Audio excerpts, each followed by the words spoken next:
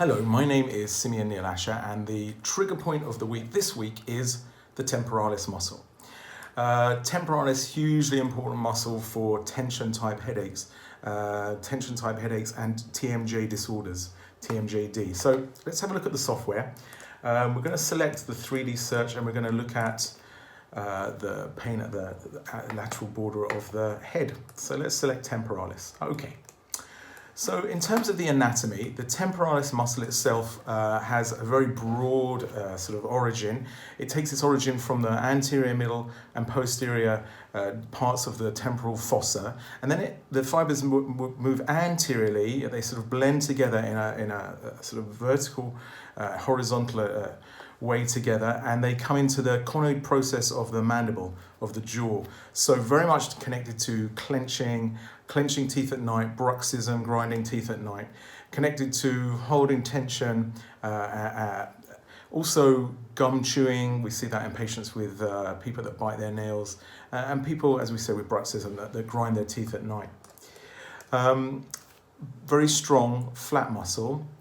Also, interestingly, shares some other anatomical important things. It blends with the fibers of the gallia aponeurotica, which is the fibers that connect the occipitalis and frontalis together.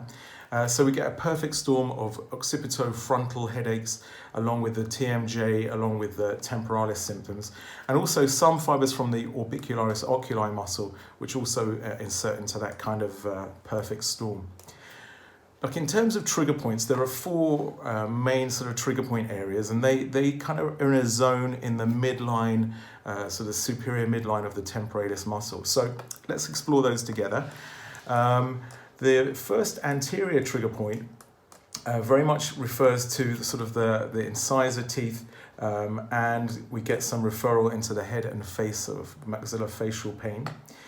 Anterior to the midline, we tend to find the pain manifesting a little bit further back, the second, third, fourth tooth on the sort of upper mandible, the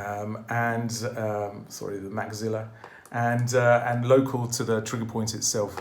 Posterior to the midline, again, slightly stronger symptoms. They can be around the head, around the back of the head, sometimes a little bit even in neck pain, although that's not referred here. And we get the teeth a little bit further back. And finally, the posterior refers more of a strong map in around the sort of back of the head itself.